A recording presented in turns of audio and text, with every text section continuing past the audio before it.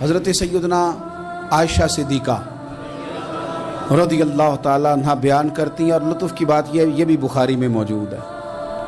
میں نے جناب جنید کا قصہ عرض کیا تو بخاری سے، یہ عرض کر رہا ہوں تو بخاری سے۔ یہ واقعہ میں حضور کی امت کے کسی ولی کا بیان کرتا تو لوگوں نے کہنا تھا ہماری سمجھ میں ہی نہیں آتا۔ بعض لوگوں کا خیال ہے کہ داتا صاحب کی کرامت بھی نبی پاک کی بیان کریں۔ وہ خدا کے بندوں کو خیال کرو، داتا صاحب تو کئی سو سال بعد آئے ہیں، وہاں اگر کوئی کرامت ہوگی تو حضور بیان کریں گے۔ اگر نبی کریم نے پچھلے بنی اسرائیل کے ولیوں کی کرامتیں بیان کر کے تمہیں بتائی ہیں تو اس کا معنی یہ ہے کہ اگر وہاں اللہ یہ شان عطا کر سکتا ہے تو تم تو امتوں کی سردار امت ہو، ان پر تو نیرا فضل ہے، تم پر تو رب کا فضل کبیر ہے۔ تو بس لوگ سمجھنے کو تیار نہیں، پچھلوں کی مان لیتے ہیں۔ جناب آصف بن برخیہ کی کرامت جو سورہ نمل میں آئی وہ تو مانیں گے، پر غوث پاک کی کرامت یہ پتہ نہیں عجیب فلسفہ ہے، اور کس طرح کا فلسفہ ہے، یہ سمجھ سے بالاتر ہے کہ بنی اسرائیل کا کوئی ولی ہو تو اس کی کرامت ہو سکتی ہے، اور نبی پاک کی امت کا ہو تو اس کی ہو ہی نہیں سکتی۔ کیا معنی ہے اس بات کا؟ اور لوگ ہیں کہ داد و تحسین دے رہے ہیں، واہ واہ کر رہے ہیں۔ اللہ تعالیٰ سمجھنے کی توفیق عطا فرمائے۔ حضرت عائشہ صدیقہ رضی اللہ تعالیٰ عنہ فرماتی ہیں، ایک عورت تھی اور اسے نبی پاک صلی اللہ تعالیٰ علیہ وسلم نے وہ کلمہ پڑھ کے مسلمان ہوئی، مدینہ طیبہ آ گئی تو حضور نے مسجد نبوی شریف میں اس کے لیے مکان، ایک سادہ سا کمرہ ساتھ مسجد کے بنوا دیا، وہیں رہنے لگی۔ اکثر وہ سیدہ طیبہ کے پاس آتی تو حضرت عائشہ صدیقہ رضی اللہ تعالیٰ عنہ فرماتی ہیں وہ بڑی باتیں سناتی، اور آخر میں کہتی وہ ہار والا دن بھی بڑا عجیب دن تھا، اور میرے رب کی قدرتوں کا دن تھا، وہ بھی بڑا عجیب دن تھا۔ سیدہ عائشہ صدیقہ رضی اللہ تعالیٰ عنہ ایک دن فرمانے لگی کہ تو ہار والے دن کا بڑا ذکر کرتی ہے، وہ کیا دن تھا؟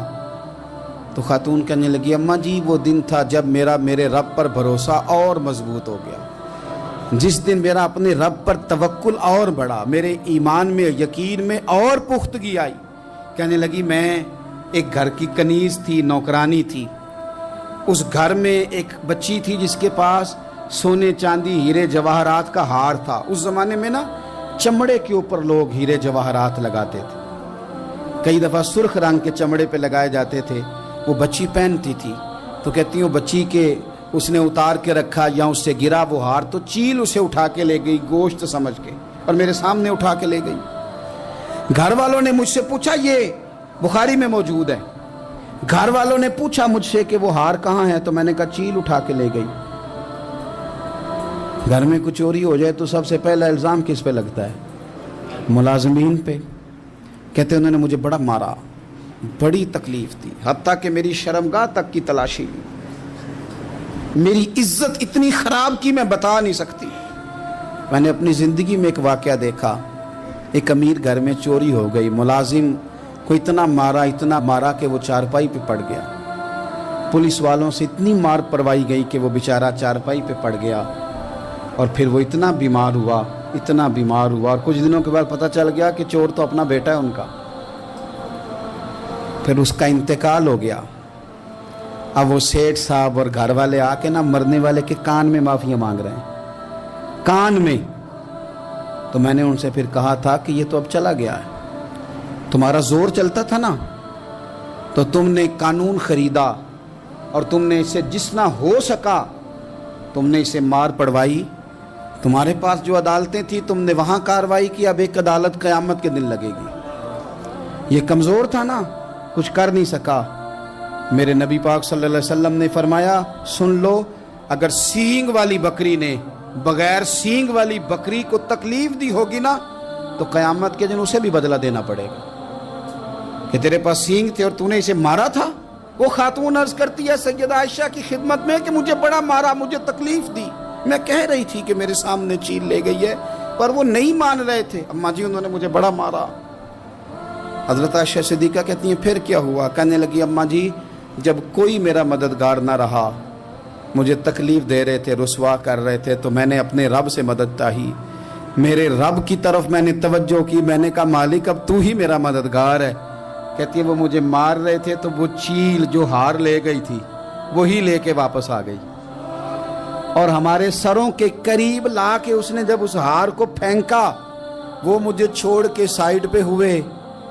وہ میری بے گناہی جان گئے، لیکن آپ کو بتاؤں اس دن سے میرا اپنے رب پر یقین اور بڑھ گیا۔ مجھے سمجھ آ گئی کہ جب انسان پورا ٹوٹ جاتا ہے اور جب کوئی چاروں جانب اس کا مددگار نہیں ہوتا تو رب تو ہوتا ہے نا، اللہ تو اس کا مددگار ہوتا ہے نا، وہ تو پھر اپنے اس بندے کی مدد کرتا ہے نا، پھر وہ تو توانائی دیتا ہے نا، وہ تنہا نہیں چھوڑتا، وہ تو آنسوؤں والوں کے آنسوؤں پہ بڑا کرم فرماتا ہے،